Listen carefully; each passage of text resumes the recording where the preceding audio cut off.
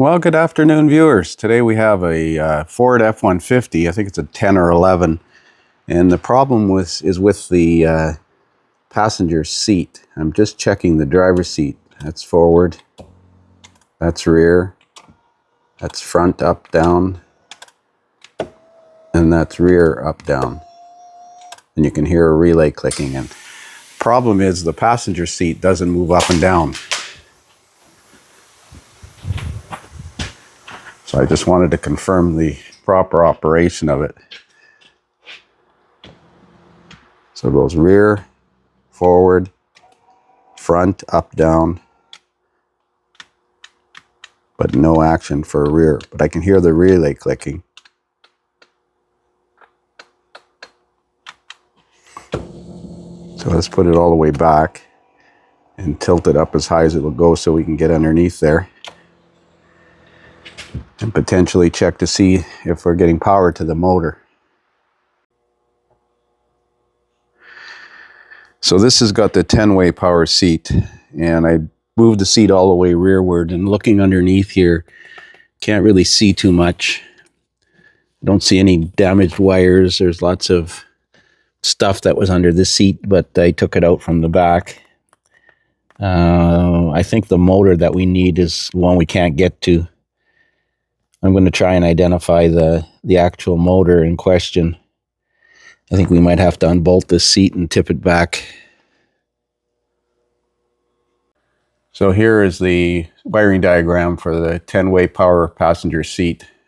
Fed from fuse 14 in the battery junction box. That fuse has to be good or none of the functions would work. And grounded at G201, which is probably on one of the A pillars. So it's not a power and ground problem, or that would affect all of the seats, or the seat functions by the looks of it. So we need to gain access to the passenger seat rear height motor. That is this one right here. Yellow gray wire and white blue wire. Or if we could get access to the back of this switch to see if there's power coming out of this switch. I'm not sure what's easier. I don't know if that switch just pops out. I'm going to try and figure out how that switch comes off, because that might be easier to check to see if we got power and ground leaving the switch. Or unbolt the seat from the floor and tip it back.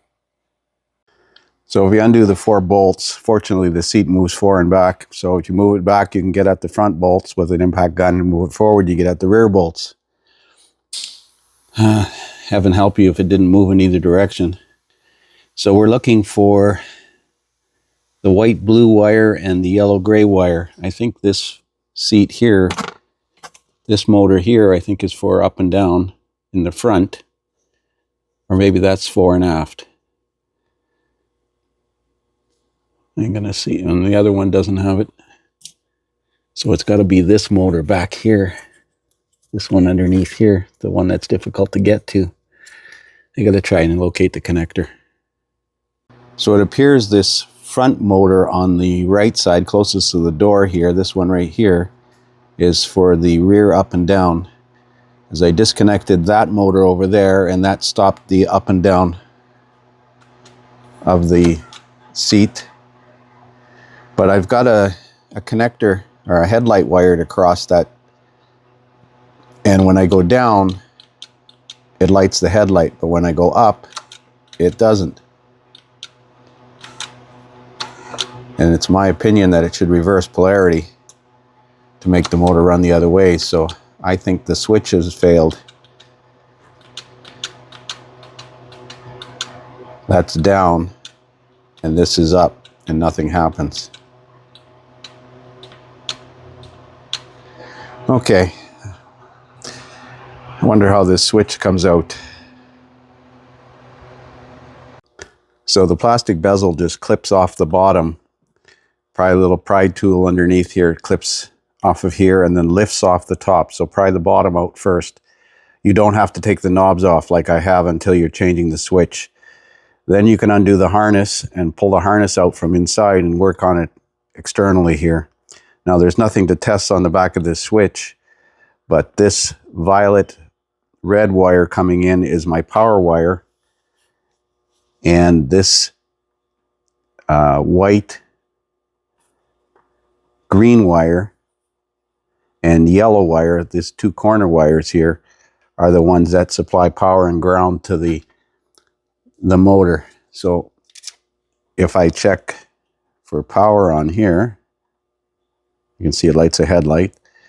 If I put this one in here, this is hard to do with one hand, and go down,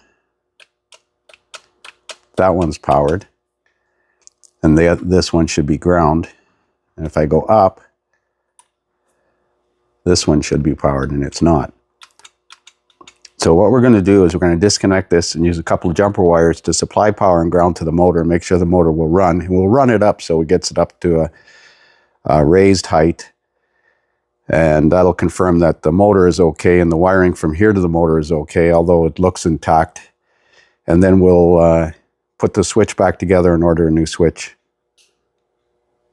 So we're going to use two jumper wires to jump terminal 5, which is the power, to the white-green wire, and terminal 3, which is ground, to pin 1. So I've got the jumper wires installed. So theoretically, when I put this ground to this yellow wire, the seat should run up.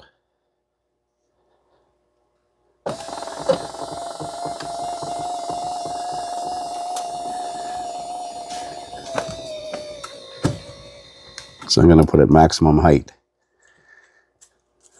That'll make it easier to reinstall. Now I'm going to reconnect this just momentarily.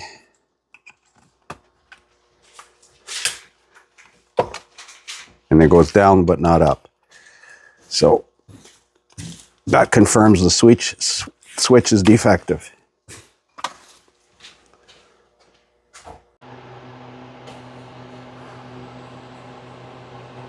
So I think what I'm going to do is position the seat a little bit lower. You can see it goes down, and the front goes up and down. And then I'm going to disconnect that motor so that they don't roll it all the way to the bottom, because it goes down but not up, as you can see. So I'm going to price out the switch from the dealer. So I put the truck back together again and put the seat down to a moderate height and disconnected that motor underneath there so that it can't be lowered up to the extreme. I've ordered a switch. It's going to be 3 or 4 days to get it. Dorman makes the switch 601. It is available from the dealer, but it's about a week away from the dealer. Part number is SW7259, and it retails for about $160 from the dealer, so it's around $100 from the aftermarket. So I think we're going to go with that. That's it for now. I might make a video putting it in, but I don't think it's that difficult. Thanks for watching.